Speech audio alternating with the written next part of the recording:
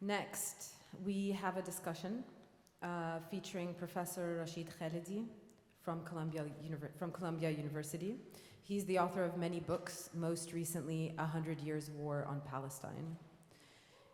He will be in conversation with Ta-Nehisi Coates, author of several books as well, including Between the World and Me, which won the National Book Award. Moderating their conversation will be Michelle Alexander, who welcomed us into this space earlier tonight. Michelle is a civil rights lawyer and the author of The New Jim Crow, Mass Incarceration in the Time of Colorblindness. And she wrote about the connection between Black liberation and Palestinian freedom years ago. Please join me in welcoming Michelle Alexander, Rashid Khalidi, and Ta-Nehisi Coates to the stage.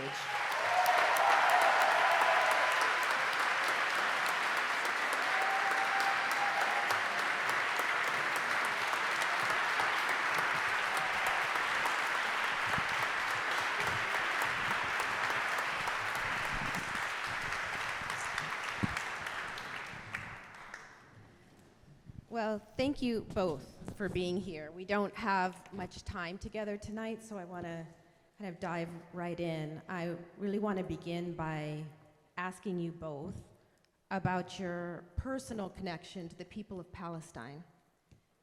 It's certainly not necessary to travel to Palestine or to have friends or family members in Palestine in order to speak and act courageously in these times, but I do want to honor what you've come to know through the time that you've spent there and what you've seen with your own eyes, felt with your own heart, and what, in light of your experience there, mandates your conscience to speak now. Do you want to begin? Sure. Thanks, everybody who's here and is online or wherever you are in the ether. I'm honored to be here, and I'm extremely pleased that it was possible to put this together. This is the second Palestine Festival of Literature event that has been canceled and canceled again, and the heroic organizers managed to pull it together. They did the same thing in London, where I was supposed to speak last Friday, and it was canceled and canceled again. In London, they sent the anti-terrorism police to the Royal Geographic Society and told them they could not hold the event, but they held it anyway.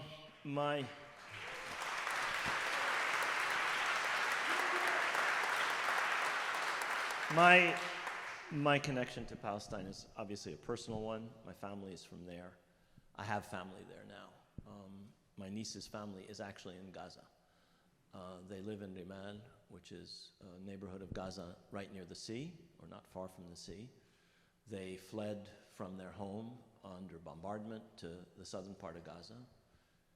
They were being bombarded there, and so they went back to the shelter of their home. And then just yesterday, because they were warned that the neighborhood would be bombed, they moved to the Al-Shifa hospital in Gaza, which is, like all hospitals in Gaza, threatened by the Israeli military with being bombed. So that's part of my connection, and I have family in other places there.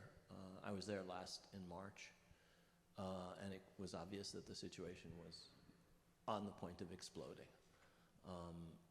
One has to be there to see exactly how awful occupation and dispossession and decades of living as people have had to live, whether in refugee camps or in other parts of occupied Palestine, whether they're Palestinian citizens living as fifth-class citizens in Israel, whether they're in the Gaza Strip, whether they're in the West Bank, whether they're in Jerusalem. I should say that my wish is that every single one of you has a chance to go there. People who have been there have found it a transformative experience. You actually cannot believe what settler colonialism is like. You cannot believe that in the 21st century this is being done to an entire people unless you see it. You can read about it, you can understand it theoretically, but you have to see it. And I urge those of you who have the opportunity to please try and go there. Yeah, I want to pick up on where Rashid left off. I went with PalFest. Yasmin and Omar and all the organizers of PalFest hosted me. And I was there for 5 days. in occupied territories in Jerusalem, and then I stayed another 5 days after that. And I had this degree of anxiety about going because I knew I was going to see something, something I couldn't quite name. And I knew because of my upbringing, because of my mother, because of my father, because of my wife, because of my son, because of my community, that after I saw the thing, I would have to come back and talk about it. That there was no option in which I did not talk about it. And I thought I was going to another country. But in fact, what amazed me was I actually felt that I was in the same country. But I was in a different time. I was in the time of my parents and my grandparents. I can think back to all of the articles I've read, all the things I've seen said about how complicated and how complex the situation is and the occupation is. I say it's complex, it's complicated. And it's made to sound as though you need a degree in Middle Eastern studies or some such, a PhD, to really understand what's happening. But I understood the first day. We went to East Jerusalem to try to visit in the way that Muslims visit to Al-Aqsa Mosque. And I can remember being there, and there were 4 IDF guards, biggest guns I'd ever seen in my life. And they checked IDs, and they gave us our IDs back. And then they did nothing. They just made us wait. And we waited, and we waited, and we waited. There was no list, there was no protocol, there was no anything. They were just making us wait because they could. And somewhere in the back of my mind, I was like, I know what this is. I know exactly what this is. The second day we went to Hebron, and I can remember walking down streets with a Palestinian guide. And we would get to certain streets, and he would say, I can't walk down this street with you. You can walk, I cannot, because I'm Palestinian. And I thought, I know what that is. As we drove through the occupied territories, and I would look out, and I would see roads that Palestinians could use, and roads that only Israeli Jews could use. I said, I know what this is. As I saw different colored license plates for different classes of people, I said, I know what this is. As I saw communities that I can only describe as segregated, I said, this is Chicago, it's Baltimore, it's Philadelphia. And I don't mean to center the whole world on America. We have a tendency to do that, but my lens is my lens. This is all I have. And what I felt was a tremendous weight. I felt the obvious thing that I think all of us feel, that our tax dollars are effectively subsidizing apartheid, or subsidizing a segregationist order, a Jim Crow regime.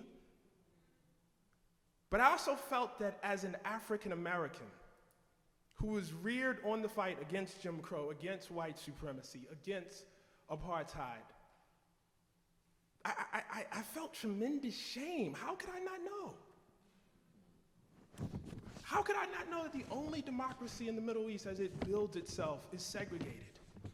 How did I not know that? And what I came to, Michelle, was that Israel is a democracy, the only democracy in the Middle East, in the exact same way that America is the oldest democracy in the world.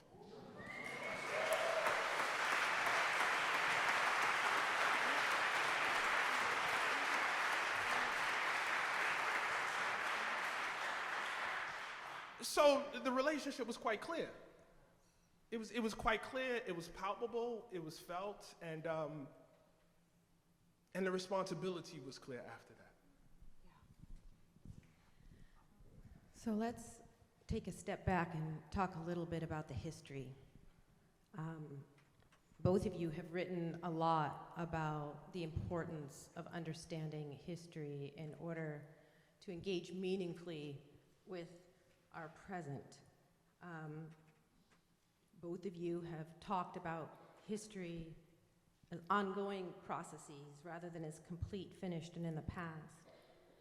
And you've written that there was no isolated event, the Nakba, that began and ended in 1948, but rather 100 years war on Palestine.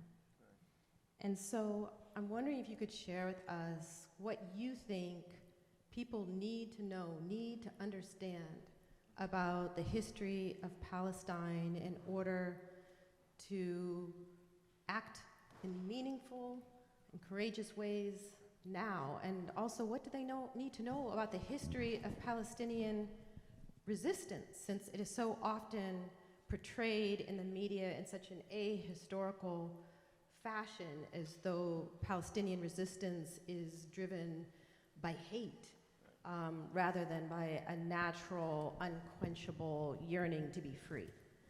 And so share with us what we need to know in your view. Thanks, Michelle. What we need to know, all of us, is more about the history. What we need to know is, I think, summed up in the title of the book that you just mentioned. This is part of a 100 years war on Palestine. It's not a war in Palestine. It's a war to implant a settler colonial presence at the expense of an indigenous people, which is being pushed out slowly but surely. And when we say the Nakba, the disaster, we start by talking about what happened in 1948. But that's part of a much longer process. Can you explain what happened in 1948? I will. In 1948, 750,000 Palestinians were driven from their homes, starting months before the State of Israel was created, including 70,000 people in Jaffa, 70,000 people in Haifa, two of the largest Arab cities in Palestine, 30,000 people in Jerusalem, all of this before Israel was even created. And then, once Israel was created, once the war between Israel and the Arab states started, hundreds of thousands of more were driven out. That was not a result of war.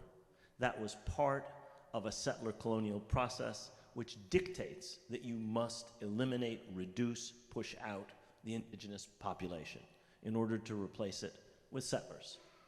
That is what Israel is. Israel is a national fact, but it is also a settler colonial fact. It is a fact very similar to the facts that were created in Ireland by settlers sent over by England to push the indigenous population to the west of Ireland. Settlers brought to this country to push the indigenous population west and out of the land that white colonists wanted to settle. It's different, but it's different in its specifics, but it's exactly the same process. And the war is not one between equals. It is a war between an indigenous population and an externally supported, powerful movement rooted always in Western Europe and the United States. This is the metropole for that project. This is where that project gets its money, its guns, its vetoes in the Security Council. Without that, we wouldn't be where we are. Without the Balfour Declaration, without the British and the French, without the United States. And I think it's really, really important to understand all of these facts, that this has been a process which is driven by a demographic imperative to create a Jewish majority in a country which until 1948 had an overwhelming Arab majority, to create a Jewish state, which was the objective of Zionism. In an overwhelmingly Arab land, you had to reduce the Arab population. And in order to do that, you had ultimately to use force. That's what the Nakba starts with, force. Hundreds of thousands more are pushed out after the 1967 war. And in the interim, there's constant pressure on Palestinians to leave. Permits are revoked. Residencies are revoked. You're not allowed to enter. You're not allowed to retain this citizenship or to live here. All of it designed to squeeze the population, either out of the country or into smaller and smaller spaces. You can call them Area A, Area B, Area C. You can call them Bantustans. you can call them Native American reservations. It's the same thing. It's the same process. It's the same logic. It's the same racism. And I guess the last thing I'd say about the history is that in this unequal struggle, which involves unremitting violence, one of the first leaders of the Zionist movement, a man named Zev Jabotinsky, the spiritual father of every government since Yitzhak Shamir's government, he said it, we need an iron wall, we need force, or we cannot do this. Every native population resists its dispossession. That's not me, that's Jabotinsky. And he said it again and again and again. And that is what has produced Palestinian resistance, unremitting violence. You cannot have dispossession.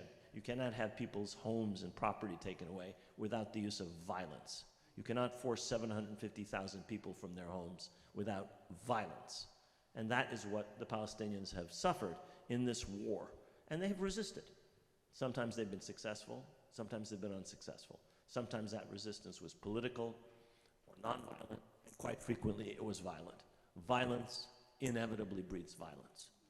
And every time the Palestinians have tried to resist nonviolently, the response was almost more ferocious than violent resistance. Why? Because if boycott, divestment, and sanctions, or action before the International Criminal Court, or the Great March of Return in Gaza a couple of years ago, when Israeli snipers shot down hundreds and hundreds and hundreds of unarmed demonstrators, if those things can succeed, then Israel is naked in a way that it's not when the resistance is violent. So when you ask why do you have violent resistance, you have violent resistance both because in order to impose this separate colonial reality on this people, unremitting, unceasing violence has been applied to them. And because, finally, people can only take so much. People can only take so much. And so I think that in order to understand this, and in order to advocate effectively for this cause, it's really necessary for us to understand all of these things, to understand the legal aspects, the kind of things that Noura Erakat has written about, to understand details about the politics, the kinds of things that many other people have written about, and to understand the history. This has been portrayed by a movement that is political, that is national. I'm talking about Zionism, that is economic, that is military, but is also a public relations project. It has sold a picture, what you were talking about, Ta-Nehisi, which people have swallowed with their mother's milk. And it is necessary to deconstruct that, and the only way to do that is to know better than they do the reality of what has been happening in Palestine for more than 100 years. Ta-Nehisi, you can respond to that, but also I'm especially interested in your thoughts about the history of Black solidarity with the Palestinian struggle and kind of the extent to which you think it's vital for Black people to be in solidarity with Palestine and the struggle to free Palestine today. Yeah, well, I'll say a couple things. I think it's really important to acknowledge something, and that is that I'm a relative latecomer to this. It's not something that I had a real knowledge of. I had an intuition for it. I had an awareness of the tradition, but it really was not until I went there that I had a tactile feeling for it. One of the things I will probably be making amends for, until the day they put me in the ground, if I'm honest, is in one of my most celebrated works of journalism, when I had to demonstrate tangibly how a reparations program could be done. I looked to Israel. And I think about that. And one of my golden rules about writing is that, you only write after you've reported, you only write after, and I wrote without going. And so while there is this long tradition of solidarity, for me personally, there's a thing of making amends. And it is terribly ferociously important to me. I think about that, and I think about how gracious people were when I was over there. I think about how they took me into their homes. I think about how they fed me. And I think about how their only request was, when you go back, don't lose your voice. That was all they asked. That was all they asked. And so for me, I am obviously aware of the tradition, but this is like personal. You know what I mean? Like I have some debts to pay, you know? And I think like it's really, really important that I be clear about that. Yes, well,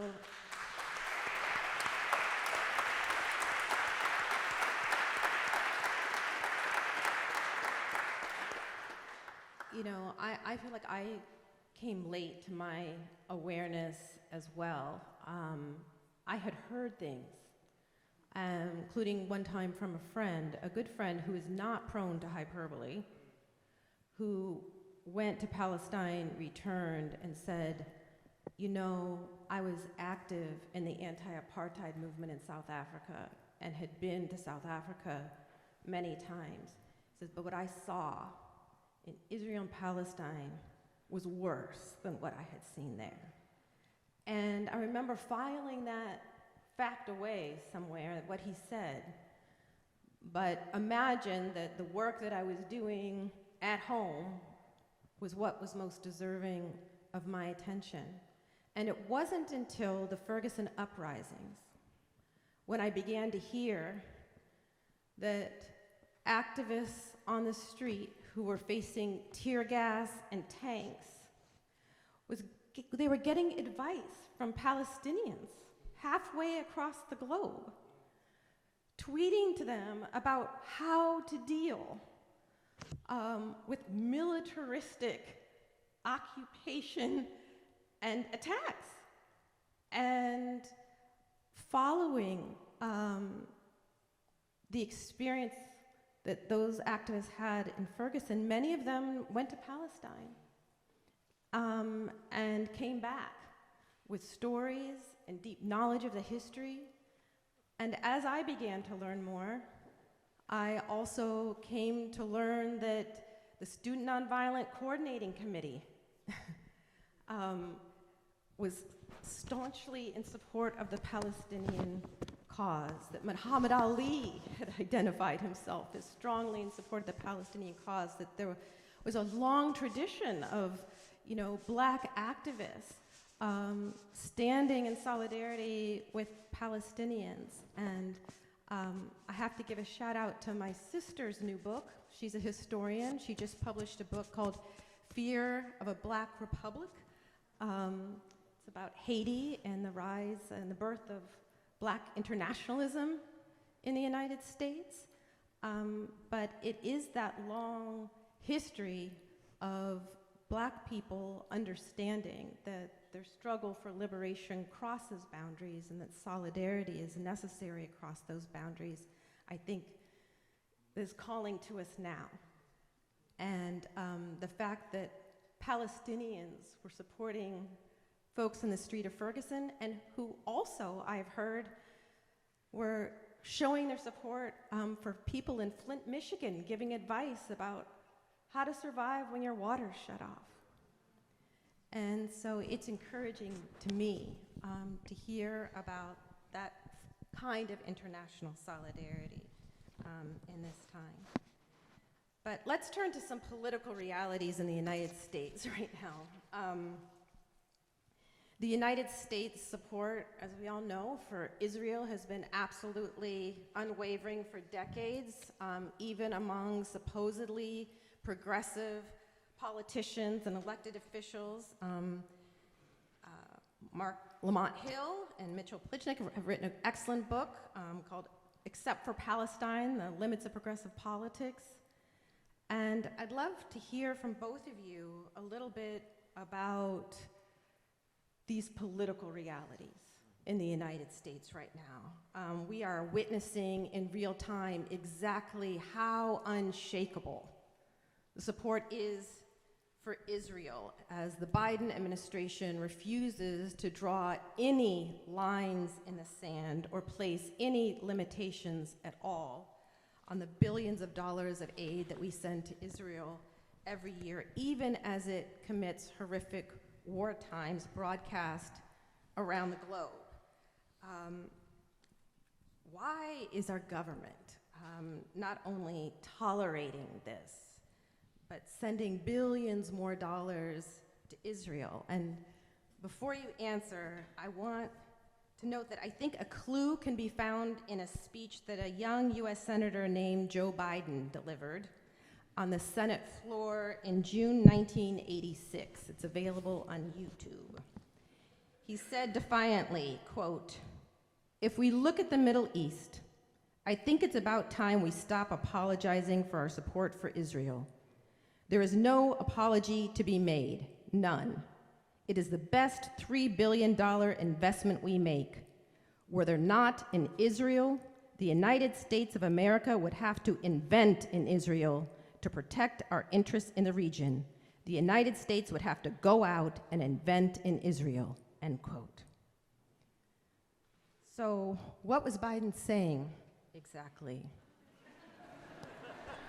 What do we need to understand about US support for Israel?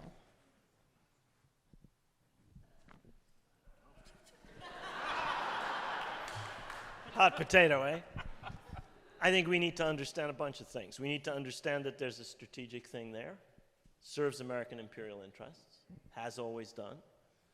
That's why the British started this project. They did not do it for the brown eyes of the Jewish people. They did it because it was in the strategic interests of the British Empire. And that's one reason the United States does it. We do not give $3.8 billion a year plus the $10 billion that Biden's asked for additionally this year for anything to do with sentiment. It has to do with strategy, it has to do with oil, it has to do with interests, imperial interests. It has to do with a couple other things. It does have to do with the evangelical right. That's one of the things that moved Britain to support the Balfour Declaration, to support a Jewish national home in an almost entirely Arab country. And it's one of the things that moves American politicians. The votes, the money, the concentrated political power of the evangelical right. It has to do with money. Our politicians are whores. They're bought and sold. That needs to be said. And the bigger the donor, the more services they get. And that's part of it. And if we ask, why is it that our media is so complicit? Well, it's partly because our media is an echo chamber for the people in power in Washington. I read the New York Times some mornings, and I say the New York Pravda Times. And I read the Washington Post. I read the Washington Izvestia Post. They are like the Soviet press during the Cold War. They are, whether it's the Ukraine war or whether it's this war, they echo power. But they also echo money. Who owns the Washington Post? Jeff Bezos. Who owns MSNBC, NBC Universal? Who owns those institutions of the press? The same people who own the politicians.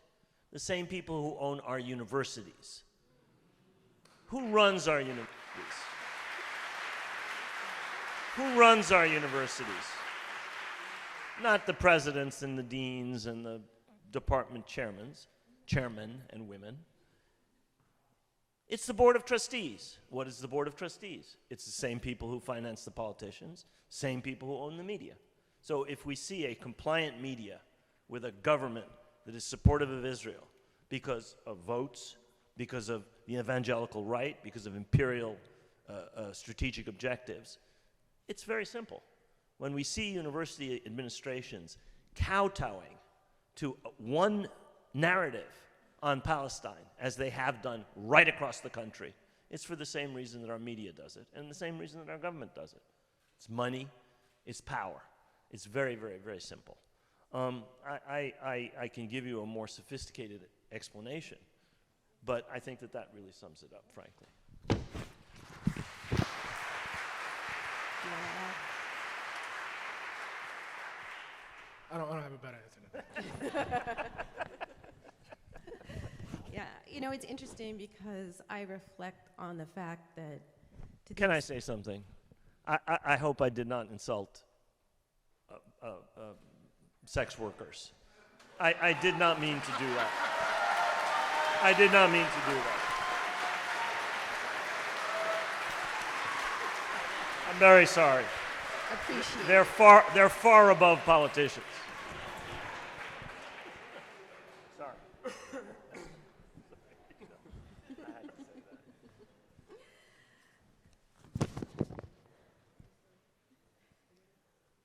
Well, I think we should probably spend a minute talking about censorship.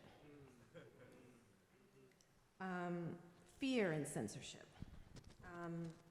I know that both of you have significant experience with censorship, having your work censored. I do too.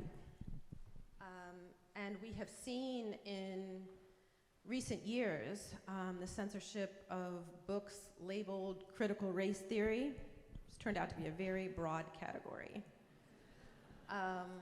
Books about LGBTQ people and issues.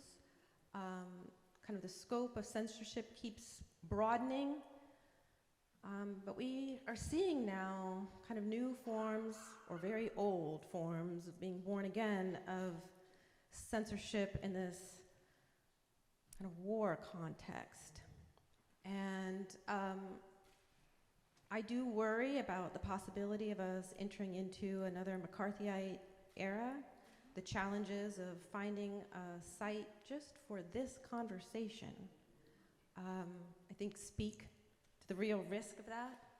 And I wonder if both of you, and I'll start with you, say a little bit about where you think we are right now in terms of censorship. And as was mentioned earlier, people have real fears that are grounded in reality, the possibility of losing jobs, of retaliation, and even being attacked violently or killed as a result of expressing their views. Where are we now in terms of censorship? What do you fear? And how do you think people ought to respond in this moment in time? You know, oddly enough, I think we're in a great place. And I don't say that blithely. I say that, as you mentioned, having some very, very direct experience with my own work being banned in schools and libraries. And then this week, helping where I could, and ultimately, it was you, Michelle, but trying to, figure out where we could hold this event and seeing, Yasmin go through all of the, hoops. So what I've gleaned from that is when people start resorting to instruments as blunt and direct as book bans or not allowing discussions, they're threatened. It's the weapon of a weak and a decaying order.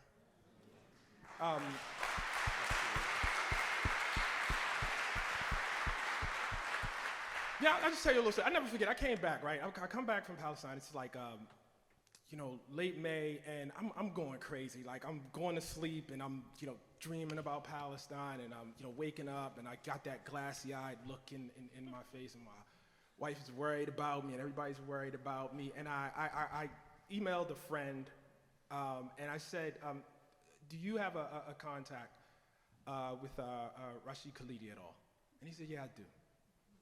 And he connected us, and I wrote him, I said, listen, man, you don't know me from Adam, but I gotta talk to somebody about what I saw. And he said, it's okay. He said, look, I'm having a dinner this weekend, why don't you and your wife come? And I came, and we sat in community, and it was the thing that I needed. And among the many things that she said that night, he said, I have been fighting this fight for a long time, and I've never seen our side this strong. I've never seen the students of the university so galvanized. And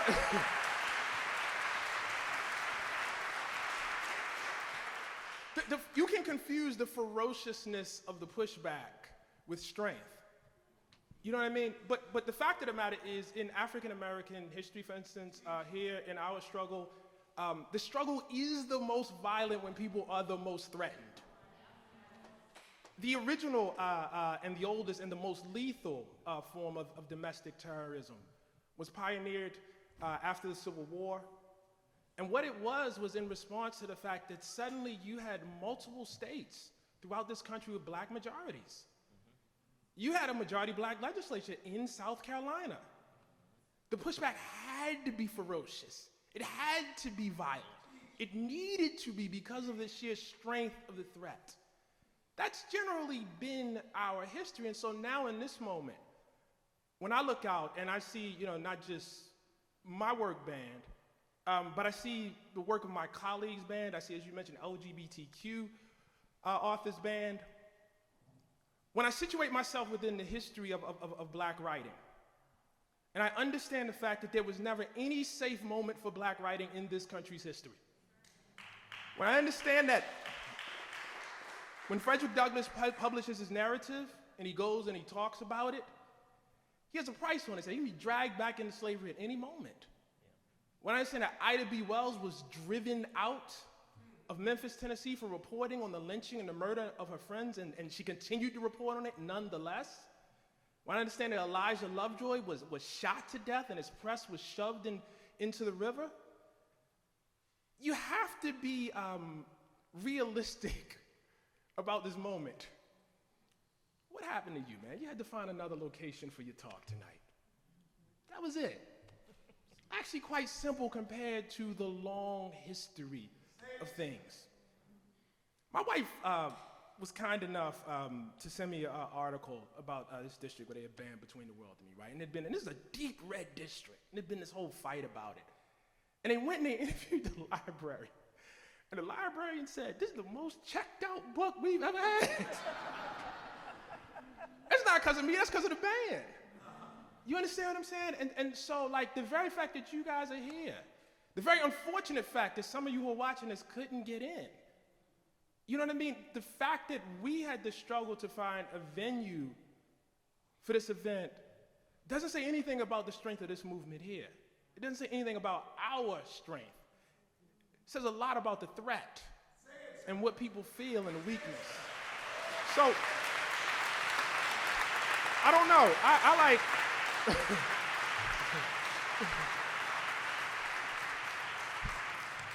Anybody that knows me knows that I am not one known for my optimism.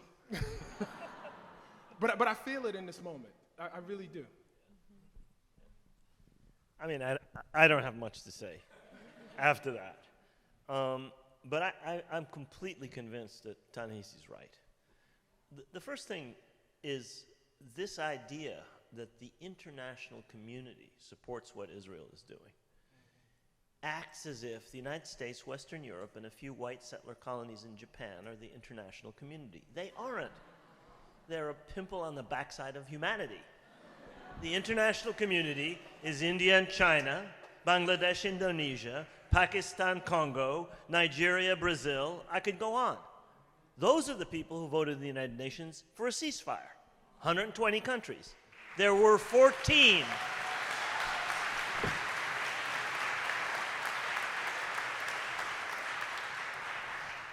There were 14 that voted against.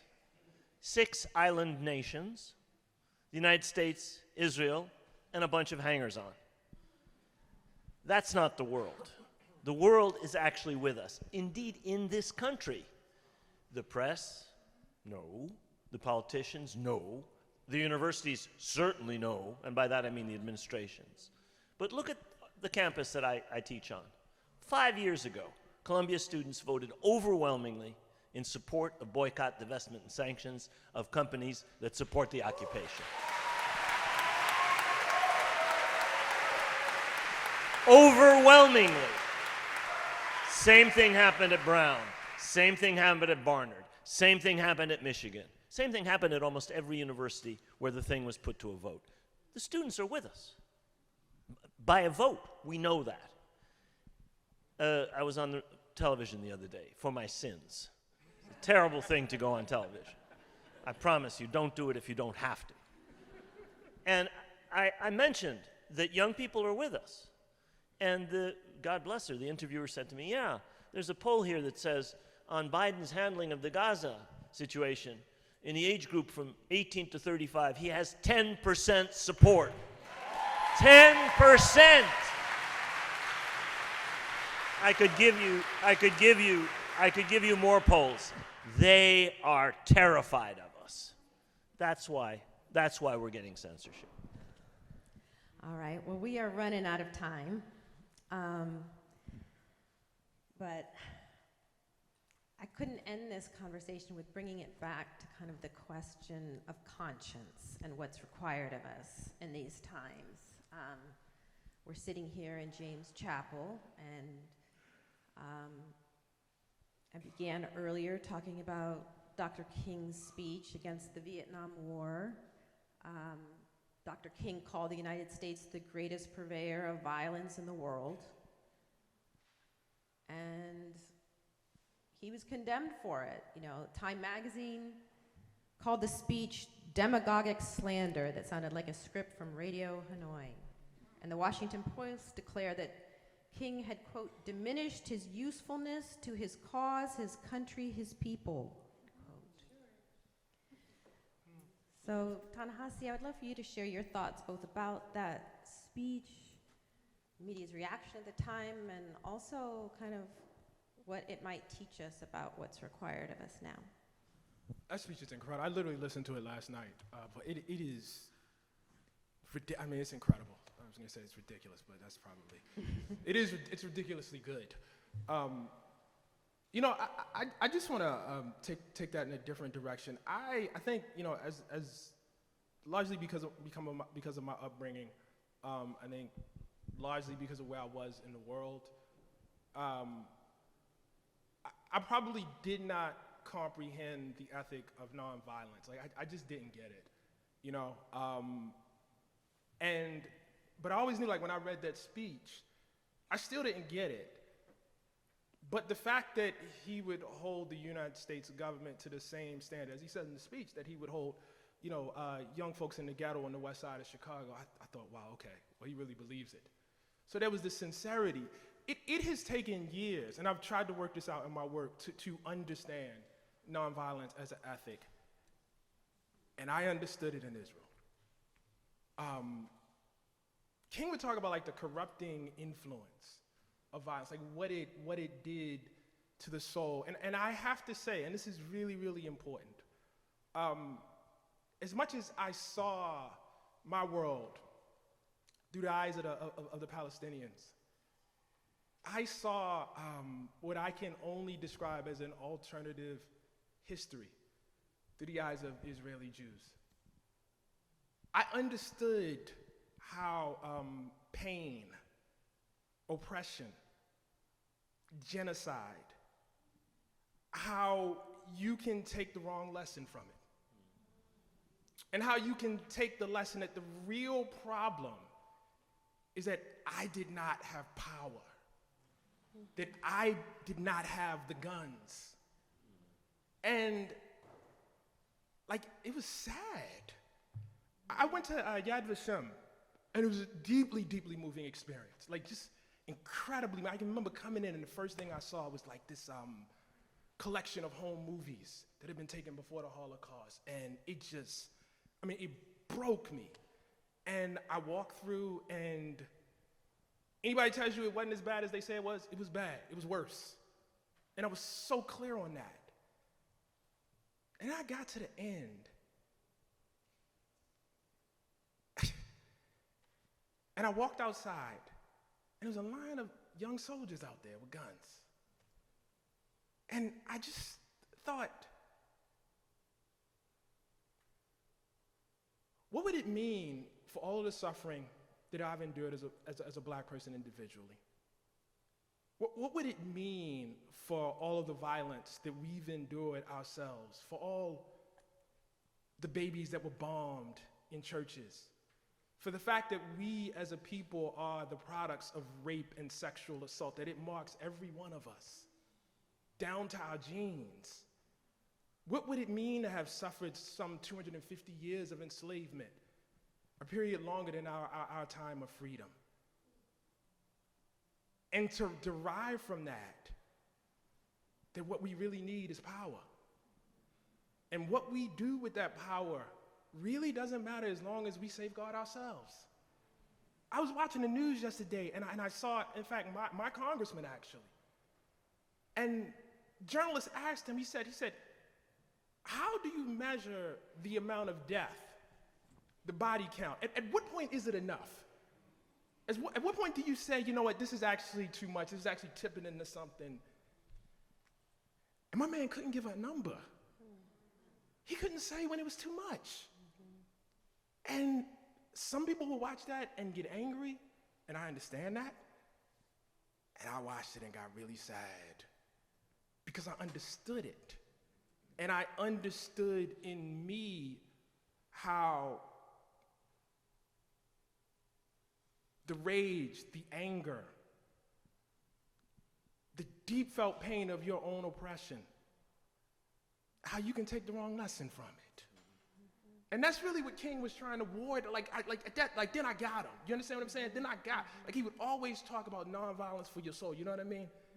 And then I got it. I really, really understood. So, as much as the lessons were really, really clear that I got, and as much as I, thank, my Palestinian host, I have to tell you, the opportunity to observe Israeli society was it was a peek into a way not taken, maybe because that wasn't an option. Thank God it wasn't an option. But there was a deep, deep sense of sadness. It was the most unsafe place I've ever felt in my life. And I don't mean in the occupied territories.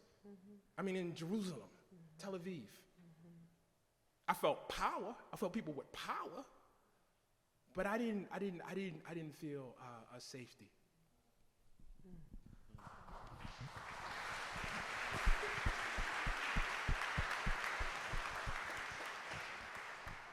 So, would you like to share any final words? We've got to close now, and I think as we sit here, as in the center of the most powerful empire in the world,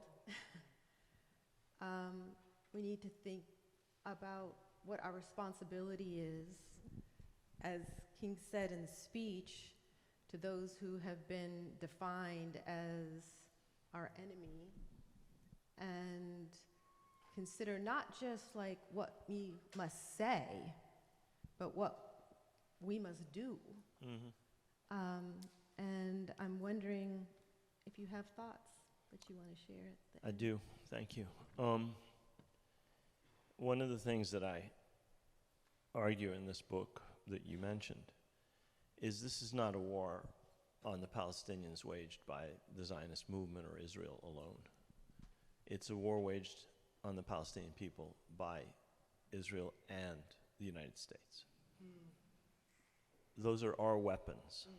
Those are American F-35s, American F-15s, American F-16s, American 175 millimeter guns, American 155 millimeter guns. They fire shells of 100 pounds each. I could tell you their kill radius. I could tell you how large the diameter of a 2,000-pound bomb dropped from an American plane is. That's us, our tax dollars, our votes. We have to do something about our complicity in the killing so far of 9,000 people, almost 4,000 of them children, our complicity in the wounding of 21,000 people, and our complicity in 2,000 people being missing. And worse than that, if it, heaven forbid, should happen, would be our complicity in further ethnic cleansing of Palestine. The White House sent Congress a bill for aid to the Ukraine and Israel. It includes provisions for moving Palestinians out of Gaza. You can read it. It was sent by the Office of Management and Budget on the 20th of October. Now, the president hastened to speak to the Egyptian president and to the Jordanian king, both of whom had been told by Blinken that the United States wanted them to accept Palestinian refugees to be driven out of Gaza by Israel in completion of an ethnic cleansing process of a Nakba that's been going on since 1948. We must oppose with action, with words, not just weapons that we send to Israel to kill people with, being used in that way.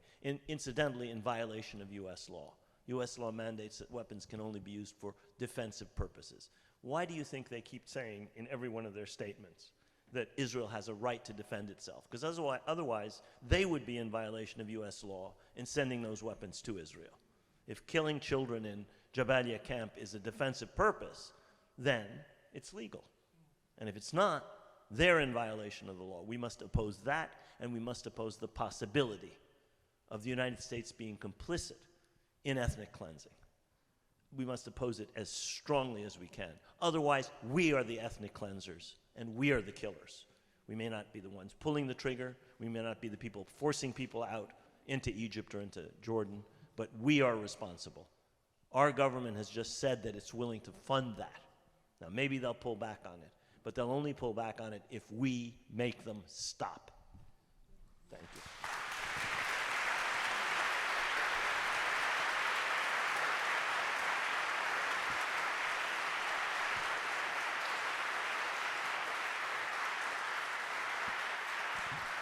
I'll let you have the final word.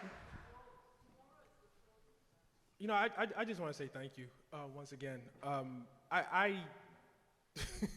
saw more of Israel and Palestine occupied territories than I have seen of any country ever. I saw Tel Aviv, I saw Haifa, I saw Jaffa, I saw Bezet, I saw Ramallah, I saw Susia. I saw so much, and I had tutors all the way through. When I'm sitting right here, I went to Sheikh Jarrah, and Mohammed tutored me. I am back here. I got to spend some time with Noura, and Noura is tutoring me. I started your book. It's incredible. And so I just, I think I feel privileged to have the opportunity to see in somebody else's struggle, not just my own, but like, as you were saying, to have my consciousness heightened, to understand more about myself through other people. And you know, my only way to say thank you, my only way to pay that back is, as I said, you know, to keep the promise that, you know, I made when I was over there, and that is to use my voice. I'm much more comfortable using my pen, but in the midst of bombs being dropped on children, we have to speak. We have to speak. Thank you.